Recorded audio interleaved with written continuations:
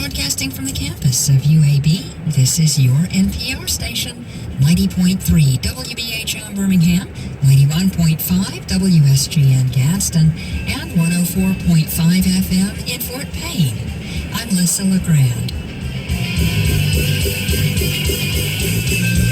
Support for WBHM comes from our members and TEDx Birmingham, presenting Birmingham's 5th annual TED Talks event on Saturday, March 24th.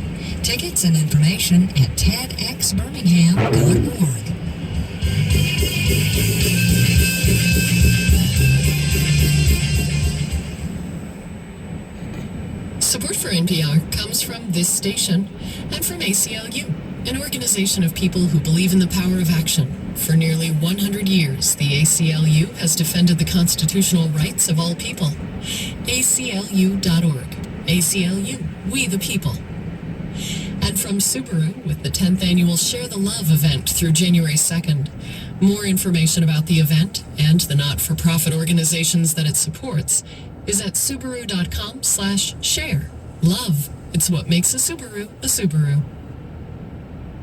This is 1A. I'm Joshua Johnson. It's the global edition of the Friday News Roundup with John Sopel, America editor for the BBC and the author of If Only They Didn't Speak English, Notes from Trump's America, CNN's global affairs correspondent Elise Labott, and Natan Gutman, the Washington correspondent for Israeli Public TV and a reporter for The Forward. We'd love to hear from you too. Share what you know about the top stories this week from around the world.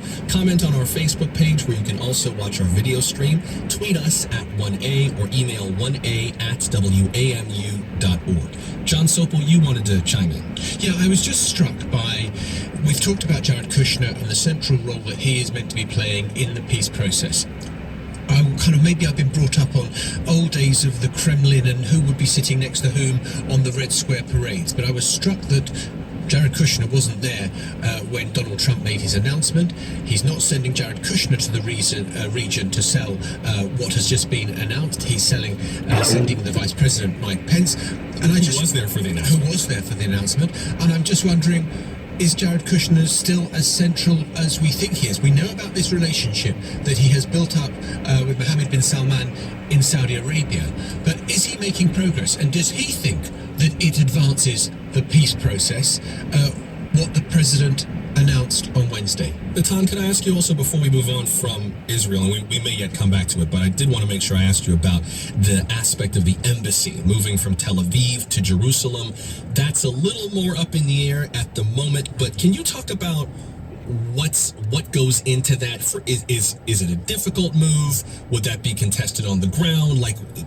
Pick that apart for us a little bit. Well, first of all, we should keep in mind that this is actually what triggered the decision. Basically, in 1995, the Congress passed a law requiring the relocation of the embassy from Tel Aviv, where it is right now, to Jerusalem. And ever since, the president's just signed a 6-month waiver every 6 months, delaying this relocation. And that's what we were up to at the beginning of this week, when it was time for Trump to renew this waiver. And that's why he decided to go forward with this move of basically recognizing Jerusalem as the capital of Israel at this point in time. Now, he did, however, sign the waiver again, making clear that the embassy isn't moving right now. And the plan of the administration now is to begin work on moving the embassy. And they're taking their time. Administration officials are talking about 3 to 4 years until they can build a new embassy in Jerusalem and relocate it. That seems to be an attempt to kind of prolong the process and kind of kick the can down the road, in a sense, because if America really wanted to move its embassy, it could just put a sign on one of the office buildings that it owns in Jerusalem saying this is the American embassy in Israel, and that would be the end of it. But I think many were aware of the fact that it could inflame the situation even further, and this building could be the center of some kind of unrest on the ground, and that's why they chose this process in which they locate a piece of land and build an embassy. C.D. Simons tweets, "Don't kid yourself. Making Jerusalem the site of the embassy now was to get votes from evangelicals for more." I wonder, Natan, from your perspective, especially because, as you said, they could just slap a sign on a different building. Tel Aviv and Jerusalem are not terribly far from one another, so it's not like Washington to New York. They're not nearly that far. But how do Israelis on the ground view view this whole embassy thing? Does it feel that nakedly political? Does it have that theological affirmation of Jerusalem as the city that God intended for the Jewish people? Like, how do Israelis view this embassy story? It has a symbolic value for Israelis. Of course, in practical terms, it doesn't matter if you need consular services or anything else from the embassy. You can travel from Tel Aviv to Jerusalem or the other way. It doesn't make any difference. But it does have a symbolic value for Israelis, just in the sense that the international community is recognizing Israel, Jerusalem, as the capital of Israel. And that's why it's important.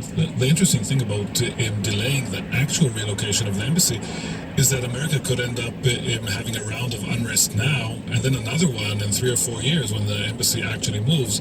So it's not really clear what the advantage is in waiting for that. Elise? Well, I mean, look, there's a lot that is involved in security. It's not as easy as just kind of hanging. I know a lot of people think that it's as easy as just kind of hanging out a sign and calling it the embassy. That was one of the ideas that they thought that when David Friedman, the ambassador, would come in, that's what he would do. I mean, as Nathan said, there's a lot of security involved. You know, they're going to do this the right way when they eventually do it. They're not going to be cute and kind of, just have one office designated the embassy. I don't think President Trump is going to see the move of the embassy during his presidency. I'll predict that right now. And before we move on, John? And I just wanted to say that we still don't know what this peace plan looks like, feels like, how it's going to be different from other attempts. It's not going to be I'll tell you one thing. It's not going to be a